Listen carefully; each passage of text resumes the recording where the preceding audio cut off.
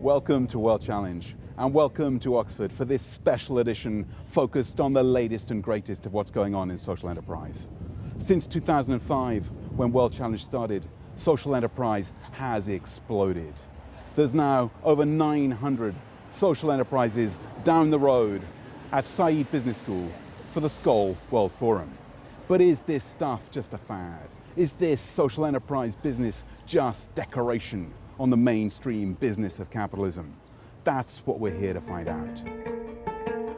Oxford has incubated some of the world's most influential minds, from the economist Adam Smith to the leader who is said to have kept a copy of Smith's Wealth of Nations in her celebrated handbag, Margaret Thatcher. Is there something here that could redefine the relationship of business and society? So this is the Bodleian. This is the seat. This is like the epicenter of Oxford's learning. And you look around, you've got the school, if my Latin can handle this, the School of Moral Philosophy, the School of Grammar and History, School of Metaphysics, of Languages, of Natural Philosophy, of Music, of Rhetoric and Astronomy. But where we're headed is another part of Oxford, where there's this unique experiment going on.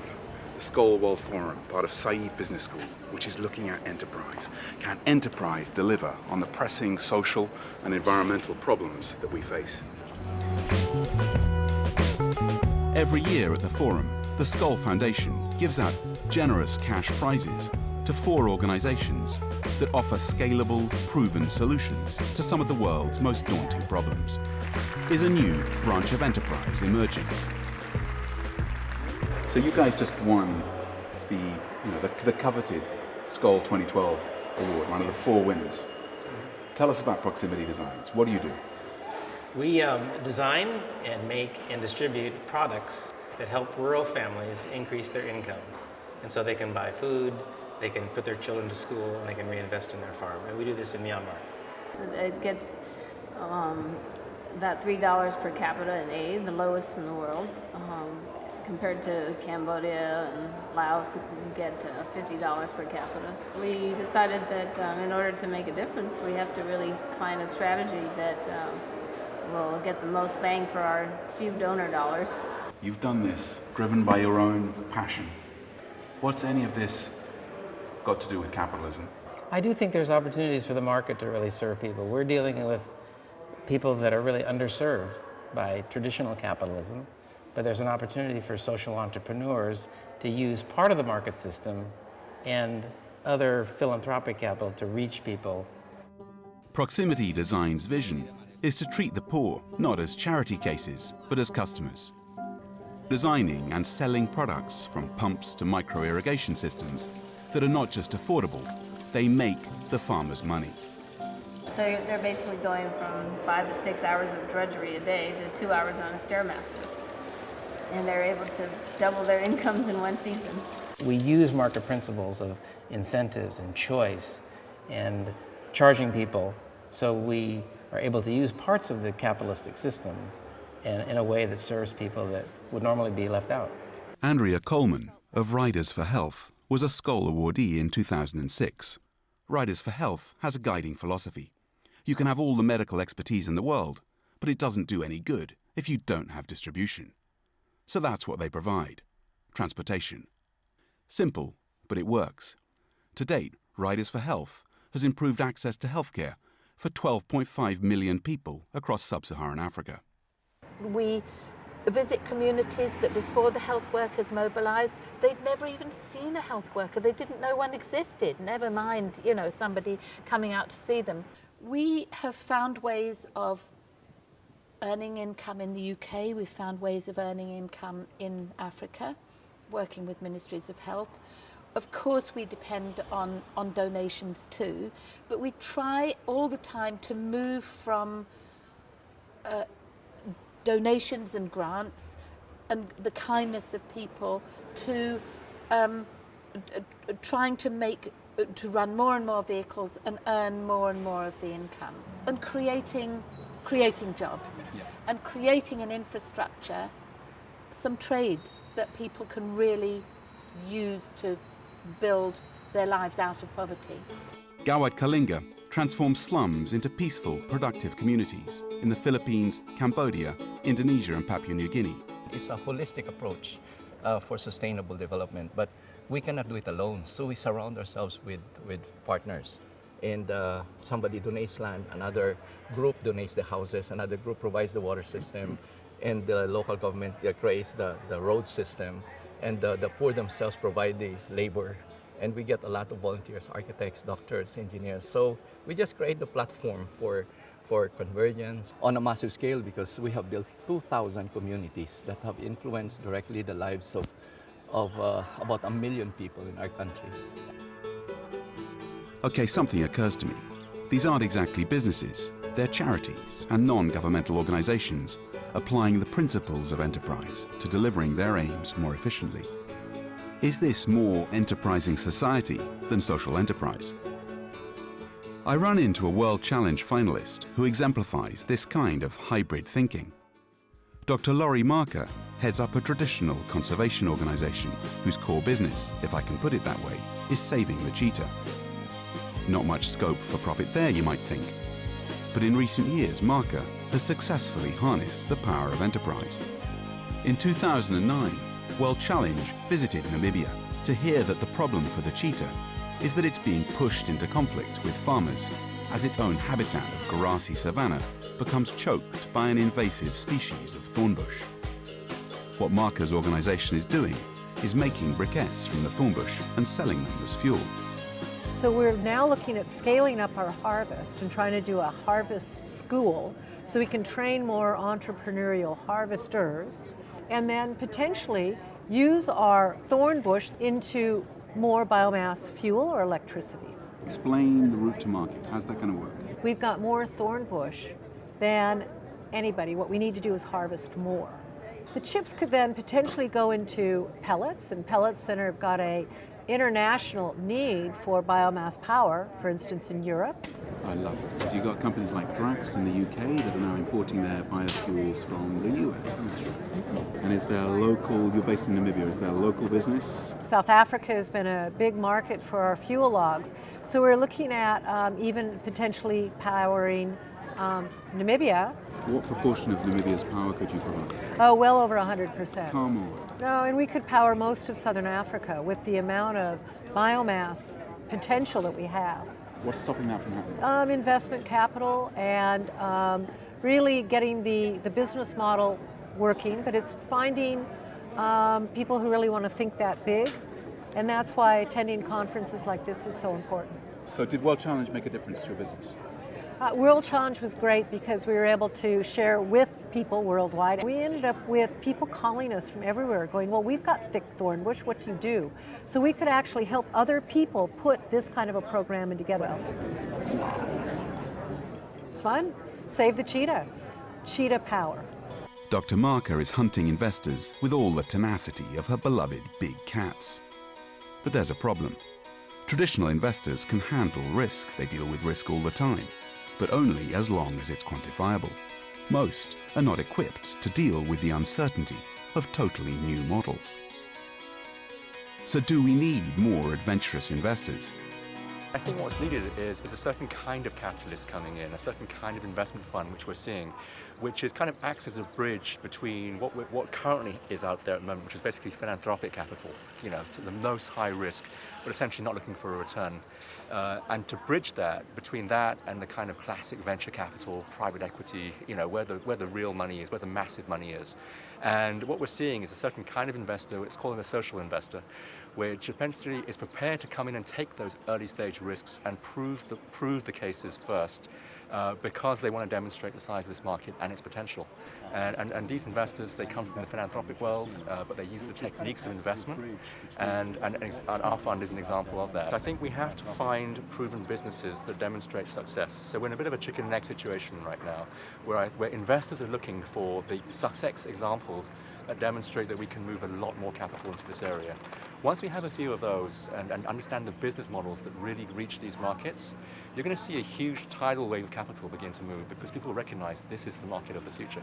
And the opportunity that lies before us, essentially, is that, you know, we do see very potentially lucrative markets with high potential but also very, very positive for human welfare as well.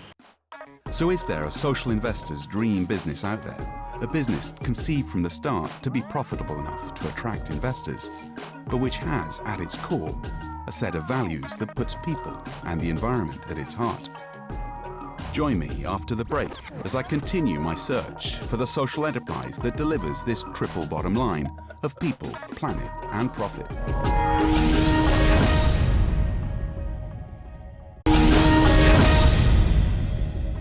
Welcome back to this World Challenge special from the Skoll World Forum.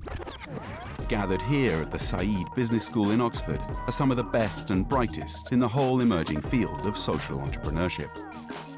There are all sorts of fantastic ideas on show that could save lives while generating enough returns to satisfy investors. In health and sanitation, for example, a prototype door handle for hospitals that dispenses germ-killing gel. A company that brings expert medical diagnosis to rural villages via camera phones. And a business cleaning up Nairobi's slums by leasing eco-friendly public toilets. Many of these deliver services to governments, health providers, or franchisees. But can the remote rural poor themselves be a viable market? And how can you turn them into customers?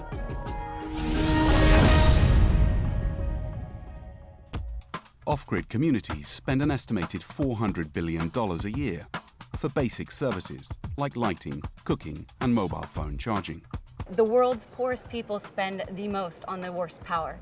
So we basically provide power as a service for off-grid communities, businesses. You know, there's a lot of amazing technologies out there, a lot of really great solutions that also use, renewable technologies that people cannot access because of funding. Okay, so sell it to me. Imagine that I am one of your potential customers.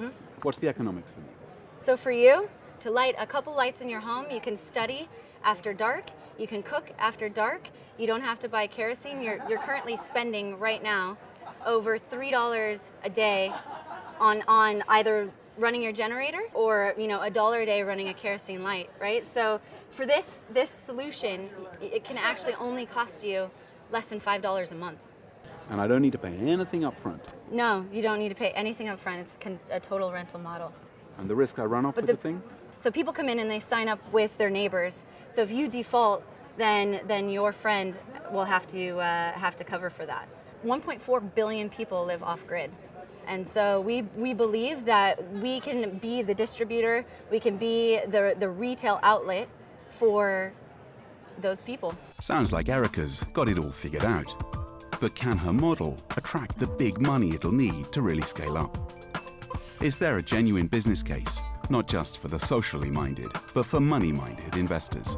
What we're modeling is mobile phone margins. And the model's quite similar. We see that mobile companies they're the ones that have figured out how to reach rural communities that previously really had no penetration from massive commercial entities like you're this. providing the charging mechanism that's going to make the mobile market take off. It has synergies like that, but it's also, they're giving us gifts like a prepayment mechanism, right? So no money, no cash transactions have to change hands. I could and see then this working. the other layer to that. I gotta say, I could see this working. Meeting the likes of Erica Mackey, it's easy to get carried away with the potential for a new kind of business and its power to benefit the world's poorest. Time for a reality check. So there's one question I'm asking myself. Am I just glugging down everything that is being given to me and tanking up on the optimism and failing to apply any type of analytical rigor? So I am now pleased to welcome Professor John Gershman from NYU, New York University. So, John, this whole social enterprise stuff, sum it up in one word. Well, two words, not proven. I study kind of the world of development, and we've gone through several cycles of kind of the panacea, the solution to development is microfinance, or the solution to development is democracy, replace your favorite donor fad of the month. social enterprise may be an answer to a certain set of problems, but if it's about the control over resources, we can't escape issues of politics and power. We have to address the political institutions that have shaped those particular patterns of growth. The most effective strategy is one that has an important role for government, has an important role for civil society, and has an important role for business. But business can't be the first among equals. Why? When it's about business leading, when it's about the market being the dominant institution, then we have a situation where we all become means to the end of growth. So are all of us here just means to the end of growth? Unwitting window dressers for rapacious big business? I put some of Professor Gershman's points to Stefan Chambers, one of the founders of the forum. Is this whole stuff just the latest handbag? Is this the latest fashion accessory to make you not just feel good, but most importantly, look good too? Well, you're not expecting me to say yes to that, are you? You're expecting me to say, of course it isn't, and of course it isn't. What we're doing here is what everyone will be doing, because all business will end up being about social cost and social return.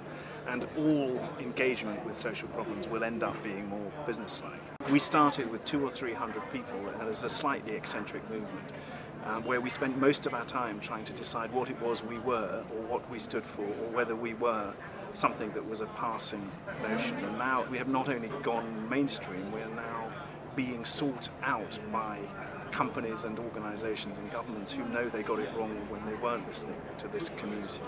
This is the permanent real deal. So it's not innovators versus incumbents, it's innovators collaborating with. Absolutely, it's not. Absolutely. Some of the most innovative organizations in the world are already big. Okay? And some of the most ambitious organizations in the world are currently small. And it's by bringing them together in places like this that good stuff happens. Who do I bump into next? But another World Challenge champion, our very own Martin Burt.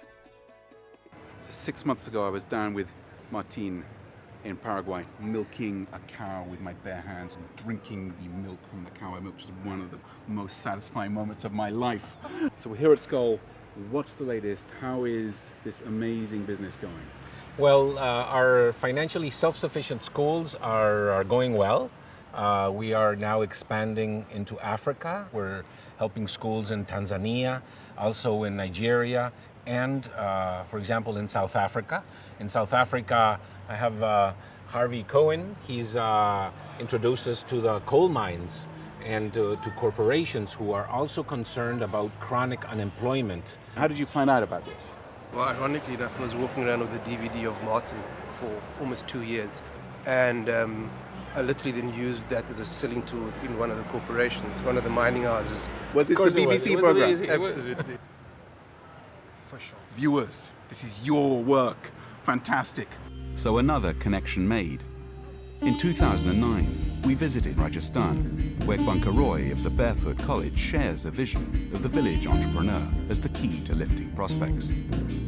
Grandmothers from rural villages across the developing world are trained to build and repair solar electric systems. After 6 months at the college in India, they return to their villages as solar entrepreneurs. So the World Challenge 2009, I think we were only in Africa. Now, since 2009 to now 2012, we are in Fiji, we are in the Middle East, we are in South America. Right now there's a course going on where there are 10 women from Fiji and there are 4 women about to come from Solomon Islands and from Vanuatu and all those small islands in the Pacific. The moment you improve the quality of life, give them jobs. I mean, this woman is an entrepreneur. She's a solar engineer. And she's paid as a solar engineer. So the entrepreneurship is now being visible in the village at large. So I think the entrepreneurial spirit is there and it can be pushed. It just needs a little spark. Yes. And the Barefoot College provides that spark. And after that, they fly on their own. You don't have to do anything. So extraordinary scene, extraordinary set of enterprises, and fantastic to see some of the World Challenge favorites. What you're seeing is you've got this extraordinary process of the bits of the ecosystem coming together.